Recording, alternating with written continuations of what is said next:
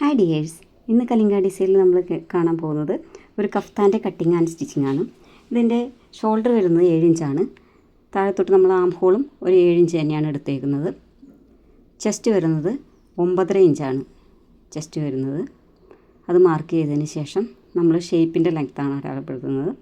വളരെ എളുപ്പമാണ് കഫ്താൻ വെട്ടി തയ്ക്കാനായിട്ട്. ഈ ചൂട് കാലത്തൊക്കെ നമുക്ക് നല്ല സുഖമായിട്ട് വെയർ ചെയ്യാൻ പറ്റുന്ന ഒരു ഡ്രസ്സ് കൂടിയാണ് കഫ്താൻ.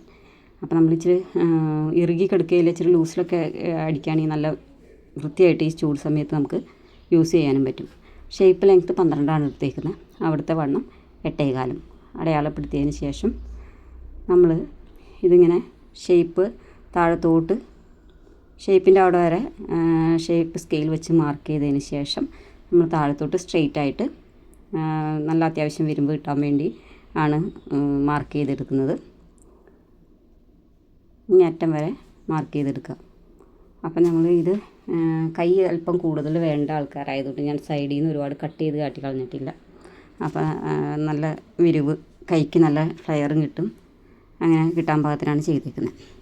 നിങ്ങൾക്ക് ഇതിനകത്ത് ഞാൻ പേന വെച്ചിട്ടാണ് മാർക്ക് ചെയ്തത്, കാരണം കറക്റ്റായിട്ട് അറിയില്ല.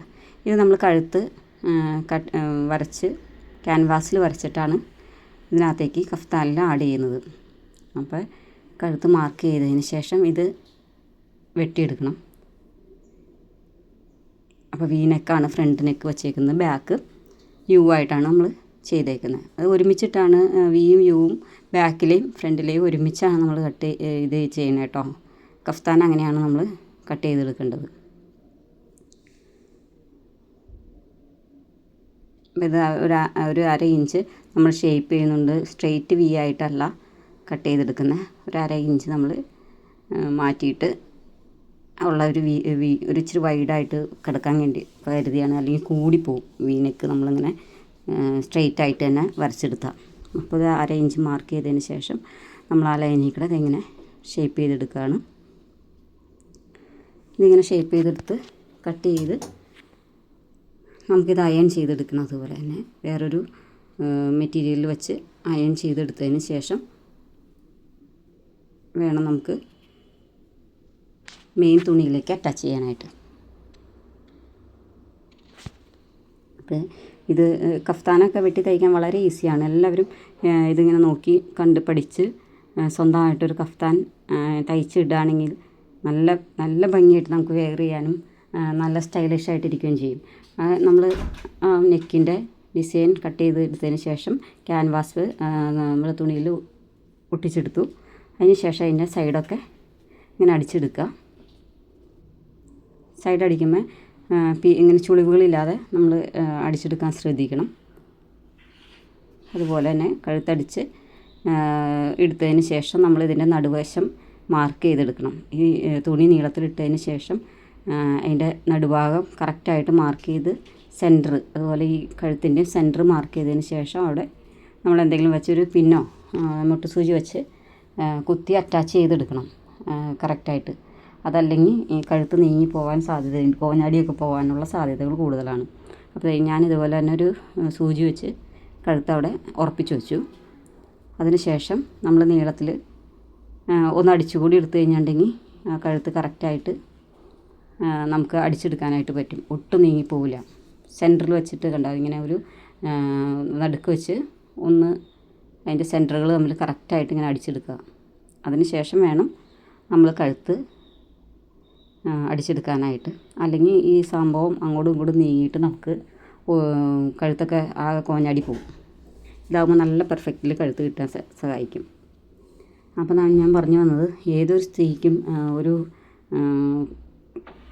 ടൈലറിങ് പഠിച്ചു കഴിഞ്ഞിട്ടുണ്ടെങ്കിൽ നമുക്ക് നമ്മുടെ ജീവിതത്തിൽ ഒത്തിരി കാര്യങ്ങൾ നേടിയെടുക്കാൻ പറ്റും. കാരണം എന്ന് വെച്ചിട്ടുണ്ടെങ്കിൽ സാധാരണ ആൾക്കാർ പറയും തയ്ച്ച് കഴിഞ്ഞാൽ എന്ത് കിട്ടാനാണെന്നല്ലേ. ഇന്നത്തെ കാലത്ത് ഒരു കുടുംബം നോക്കണമെങ്കിൽ തയ്യൽ മാത്രം മതി.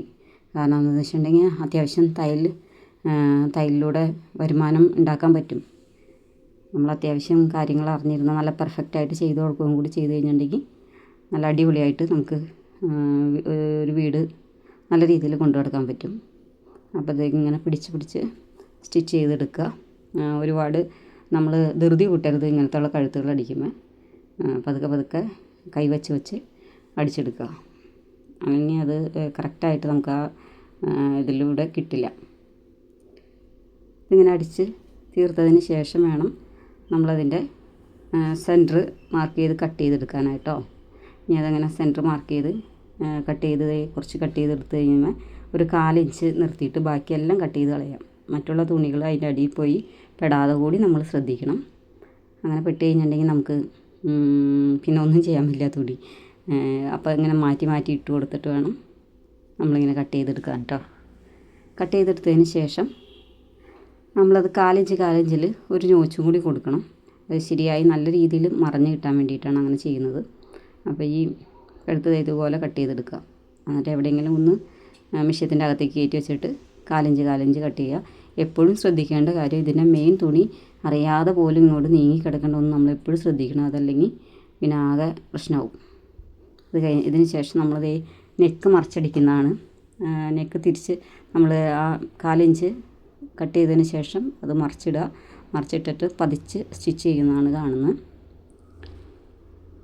വലിച്ചു പിടിക്കാതെ വേണം സ്റ്റിച്ച് ചെയ്യാനായിട്ട്. വലിച്ചു പിടിച്ച് കഴിഞ്ഞിട്ടുണ്ടെങ്കിൽ നമ്മുടെ കഴുത്ത് വലിഞ്ഞിരിക്കും.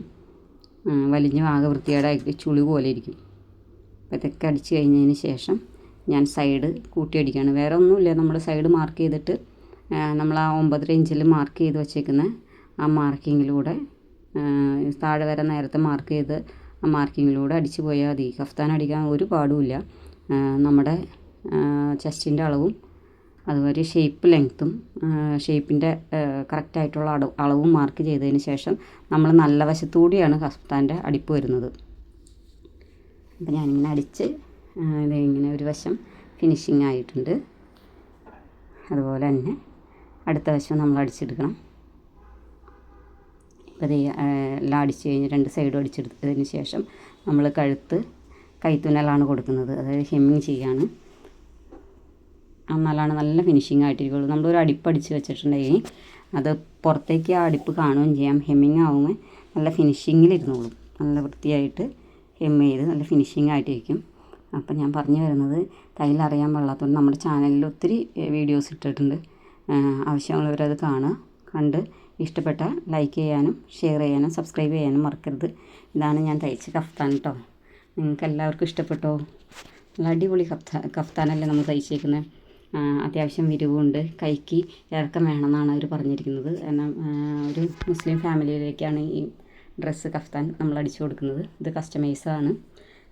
അപ്പോൾ അത് കണ്ടോ, ഇത്രയും കൈ അവർക്കൊട്ടും അങ്ങനെ പുറത്ത് കാണാത്ത രീതിയിൽ അത്യാവശ്യം ലെങ്ത്തിൽ തന്നെയാണ് കഫ്താൻ അടിച്ചിരിക്കുന്നത്. ആർക്കെങ്കിലും ഇനി നമ്മൾ തയ്ച്ച് തരണമെന്ന് ആവശ്യമുള്ളവർ താഴെ നമ്മളൊരു നമ്പർ കൊടുത്തിട്ടുണ്ട്.